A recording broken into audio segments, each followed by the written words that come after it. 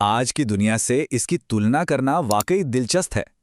आज के दौर में जहां एक बड़े नेता का मतलब है बुलेट प्रूफ गाड़ियां और कानूनी छूट, वहीं इस ऐतिहासिक मॉडल में इतने विशाल साम्राज्य का शासक फटे पुराने कपड़े पहनता था जिनमें पैबंद लगे होते थे, और वो अक्सर नंगे पैरी चला करता था।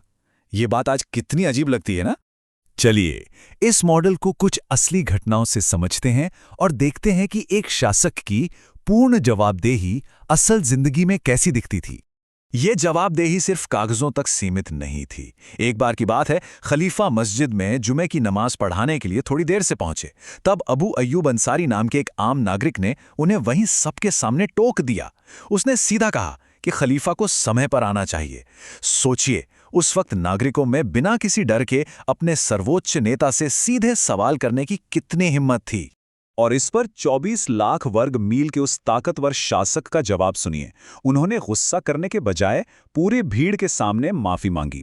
उन्होंने बड़ी सादगी से बताया कि उनके पास पहनने के लिए सिर्फ एक ही कुर्ता है जिसे धोया गया था, और उसके सूखने का इंतजार करने की वजह से उन्हें देर हो गई। ऐसा ही एक और कमाल का किस्सा है। एक बार खजाने से लोगों में कपड़े बांटे जा रहे थे और हर नागरिक को कपड़े का एक एक टुकड़ा मिला। लेकिन जब खलीफा खुद पूरा लिबास पहनकर बोलने के लिए खड़े हुए तो जनता ने उन्हें वहीं रोक दिया। लोगों ने तुरंत स्पष्टीकरण मांगा कि आपके पास पूरे कपड़े कैसे आए। मामला तब सुलझा जब उनके बेटे ने उठकर बताया कि उसने अपने हिस्से का कपड़ा अपने पिता को दे दिया था। अब बात करते हैं उनके शासन के सबसे अहम हिस्से की, न्याय। इस प्रशासन का मूल मंत्र था न्याय सर्वोपरि। उस दौर में कानून इतना सख्त था कि शासक और आम इंसान में कोई फर्क नहीं था।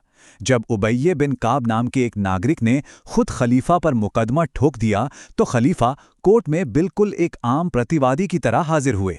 मजेदार बात यह है कि वहां जो जज बैठे थे उन्हें खुद खलीफा ने ही नियुक्त किया था। खलीफा ने जज को सख्त हिदायत दी कि उनके साथ कोई वीआईपी बर्ताव ना हो और ना ही उन्हें किसी शाही खिताब से पुकारा जाए।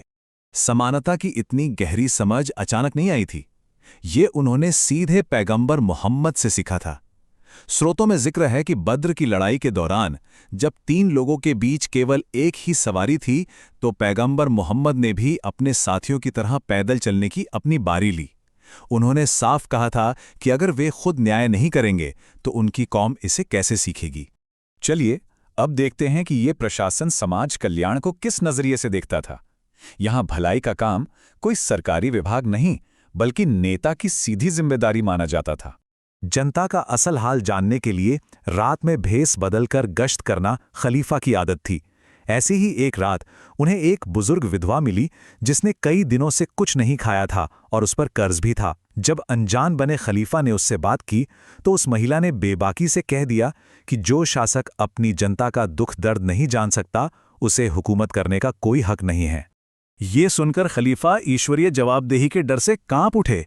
उन्होंने किसी नौकर को हुक्म नहीं दिया बल्कि खुद अपनी पीठ पर आटे की बोरी लादकर उस महिला तक पहुंचाई, उसका कर्ज चुकाया और सबसे हैरानी की बात, उन्होंने उस महिला से माफी का एक दस्तावेज लिखवाया और वसीयत की कि मरने के बाद उस दस्तावेज को उनके कफन में रखा जाए ताकि वो ईश्वर को दिखा सकें कि उस महिला ने उन्हें माफ कर दिया था। और ये सेवक नेतृत्व सिर्फ एक बार की बात नहीं थी।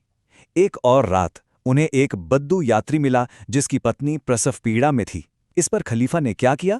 वे तुरंत अपने घर भागे, राशन लिया, अपनी पत्नी को दाई का काम करने के लिए साथ लाए और आधी रात में उस अजनबी परिवार के लिए खुद चूल्हा जलाकर खाना पकाया। इन सब बातों को सुनकर जहन में एक सवाल आता है, आखिर इन लोगों में इतना कड़ा अनुशासन और सहनशीलता कहां से आती थी? इस ऐतिहासिक मानसिकता को समझने के लिए हम इसे आज के दौर के एक बहुत ही भावुक किस्से से जोड़ते हैं।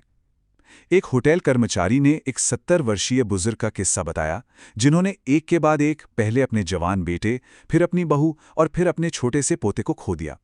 ये एक ऐसा दुख है जो किसी को भी पूरी तरह तोड़ सकता है। लेकिन अपने ही पोते की कब्र खोदने के बाद भी उस बुजुर्ग ने असीम धैर्य दिखाया। उन्होंने बड़ी शांति से कहा कि जो मिला था वो खुदा की कृपा थी और जो छिन गया वो उसका न्याय है। उन्होंने कहा कि वो अपने ईश्वर के हर फैसले से संतुष्ट हैं। यही वो गहरा आध्यात्मिक विश्वास है जो इन दोनों कहानियों को जोड़ता है। ये विश्वास कि ईश्वरीय जवाबदेही इस दुनिया के किसी भी आराम या ताकत से कहीं ज्यादा बड़ी है। इसी डर और यकीन ने ऐतिहासिक नेताओं को जमीन से जुड़े रखा और उन्हें सत्ता के नशे में डूबने से बचाया। तो इस पूरे विश्लेषण को समेटते हुए देखते हैं कि हम इस अद्वितीय मॉडल